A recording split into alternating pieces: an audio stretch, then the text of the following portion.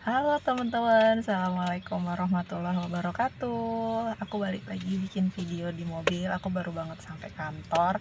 Ini kalau ada cahaya-cahaya gitu, ya maklum ya teman-teman. Aku pas parkir tuh ada apa sih masuk cahaya dari arah kanan gitu. Gak apa-apa sih sekalian ngangetin badan gitu. Nah teman-teman, aku di video ini pengen sedikit ngebahas ya.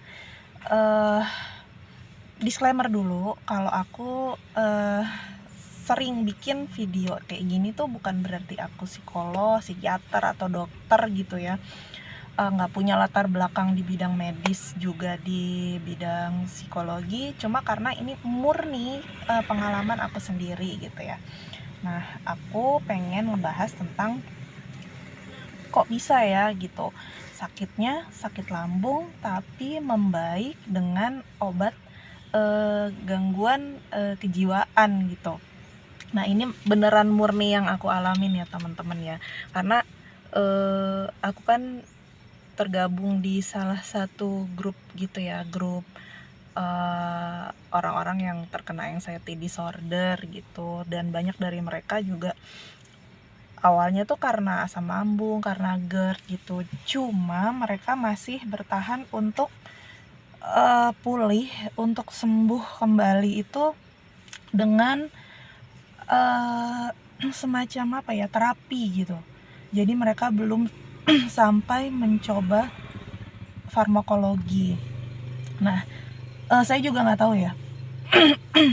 Aku juga nggak tahu level anxiety mereka itu sampai separah apa gitu kan. Memang nggak pernah ketemu, cuman chat via grup aja. Cuma uh, mungkin saya di level yang lebih parah dari mereka kali ya, karena waktu itu sampai ketika anxiety datang itu, panic attack datang, saya sampai takut ngelihat orang gitu.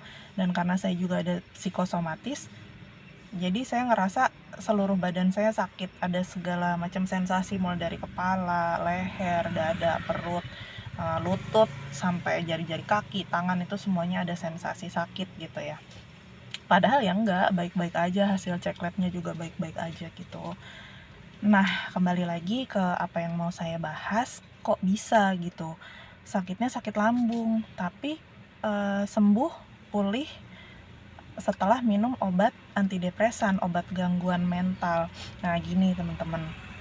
Menurut yang saya baca dan saya tonton dari berbagai sumber yang insya Allah terpercaya ya, karena kan saya nontonnya tuh di channel-channel Dr. Andri Psikosomatik, nonton channelnya Bang Erik Wibowo yang udah berhasil sembuh, channelnya Pak Jimmy Santosa gitu ya. Nah, itu tuh karena kan produksi hormon serotonin itu hormon yang ngatur mood, ngatur kebahagiaan manusia tuh paling banyak diproduksi di saluran pencernaan, di usus atau di lambung gitu ya. Nah, ketika terjadi gangguan lambung atau gangguan pencernaan lainnya yang umumnya tuh asam lambung gitu ya, sampai terjadi GERD juga, itu otomatis produksi hormon serotoninnya tuh akan berkurang kan. Jadi makan yang kita makan juga kan nggak optimal gitu, penyerapannya juga nggak optimal. Belum lagi kalau kita sampai muntah-muntah dan nggak bisa makan, kan intake-nya juga berkurang gitu ya. Nah, kalau yang saya baca itu sekitar 80-90% produksi hormon serotonin itu adanya di usus atau di lambung kan. Hanya sekitar 10% yang diproduksi di otak gitu. Nah, ketika kita kekurangan hormon serotonin itu, akan terjadi semacam yaitu gangguan kecemasan atau bahkan bisa sampai terjadi depresi gitu ya. Nah, kondisi yang saya alami ketika itu, memang saya awalnya kan pengobatannya itu ke dokter penyakit dalam ya. Di awal memang dikasih obat-obatan lambung yang dasar, yang umumnya emang itu yang diresepkan, macam seperti lansoprazol, terus sukralfat gitu. Terus kadang juga saya konsumsi antasida sendiri gitu kan. Nah, lama-kelamaan obat itu nggak mempan lagi, karena memang nggak cuman anxiety ya, waktu itu kan saya tuh ada kayak marah terus gitu loh, emosi terus, nangis, kayak nangisnya tuh bukan nangis sedih gitu, nangisnya tuh nangis nangis marah gitu, kayak penuh dendam gitu. Nah, itu yang akhirnya saya ada sedikit depresi ya. Nah, saya bilang ke dokternya, "Dok, ini udah sampai ada kecemasan dokter," gitu. Nah, makanya diresepkan si obat antidepresan dan obat penenang itu. Jadi 2 tuh, memang itu sepaket gitu ya. Rata-rata memang diresepkannya memang 2 itu. Obat penenang saya tuh clobazam, sama antidepresannya tuh golongan SSRI yang mereknya tuh sertralin gitu. Tapi banyak sih jenis-jenis merek lain yang hanya bisa didapatkan dari resepnya dokter penyakit dalam atau dokter jiwa, psikiater gitu ya.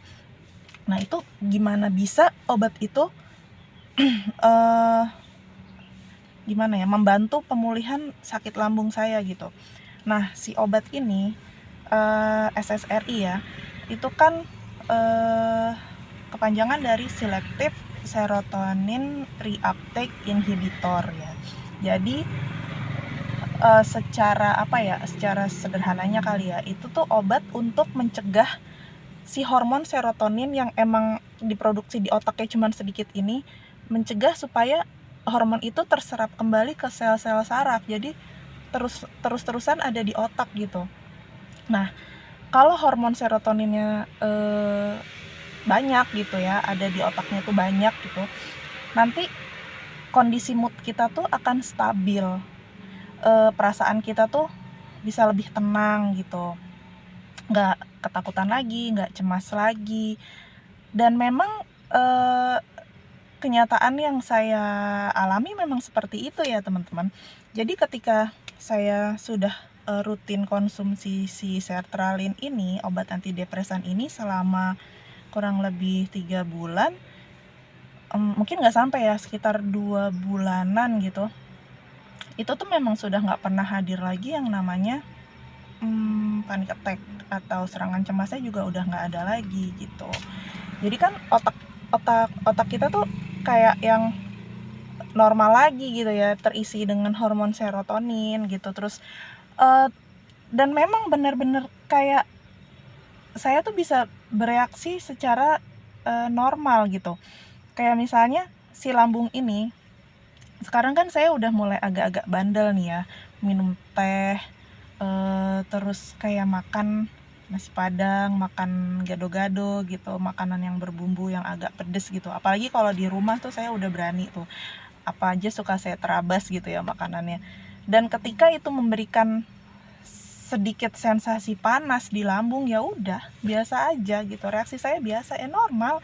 Namanya orang makan pedes-pedes pasti lambungnya akan bereaksi kan. Terus ketika ada nyeri-nyeri di entah di pinggang, entah di pundak atau di dada, agak sesak nafasnya gitu kan, ya biasalah kalau habis minum yang mengandung kafein kan kadang-kadang kan memicu si asam lambung naik ya. Ya udah, saya juga mikirnya juga biasa aja lagi. Ya kenapa gitu, memang sayanya yang bandel gitu. Jadi itu ya kaitannya ya teman-teman, gimana ketika kita sakit lambung tapi kita dikasih obatnya tuh antidepresan dan kita malah lebih pulih gitu. Karena memang kan kalau kalau kebanyakan dari orang yang sakit asam lambung yang parah gitu ya, mereka kan jadi nggak bisa makan, apa aja jadi takut buat dimakan gitu. Justru itu kan yang akan melemahkan badan mereka gitu ya, nggak ada nutrisi yang terserap gitu. Nah, kalau udah kayak begini kondisinya, saya udah konsumsi obat-obatan jenis psikiatri itu ya, ya udah saya jadi bebas makan, tapi bukannya berarti bablas gitu ya, apaan aja yang berbahaya tuh dimakan gitu, kayak misalnya makan seblak level 5 gitu, atau makan mie gacoan level berapa, 10 apa berapa gitu ya. Ya nggak gitu. Cuma kita jadi lebih bisa, apa ya, bereaksi lebih netral aja gitu. Jadi enak makan makan apa yang kita makan, apa yang kita rasakan, apa yang kita lakukan, jadi selaras lagi kayak sebelum kita sakit gitu ya teman-teman. Dan sekali lagi, saya udah pernah ngomong di video saya yang entah keberapa, saya bukan pro farmakologi ya, dan bukan saya nggak percaya sama kayak psikoterapi gitu. Saya juga seneng sih bisa begitu, bisa ikutan gitu misalnya kalau ada terapi-terapi gitu. Saya bukan pro farmakologi, bukan pro obat. Saya ya karena saya sudah merasakan sendiri dan saya pro sembuh gitu. Dan salah satu jalan yang saya tempuh buat mencapai pemulihan dan kesembuhan ya dengan datang ke dokter dan mengkonsumsi obat-obatan antidepresan, juga obat penenang gitu teman-teman. Ya mungkin segini aja dulu videonya. Next saya akan berbagi lagi tuh dari pengalaman saya sendiri ya, lagi-lagi dari pengalaman saya sendiri gitu teman-teman. Makasih teman-teman yang udah sempetin waktu buat nonton. Assalamualaikum warahmatullahi wabarakatuh. Bye bye.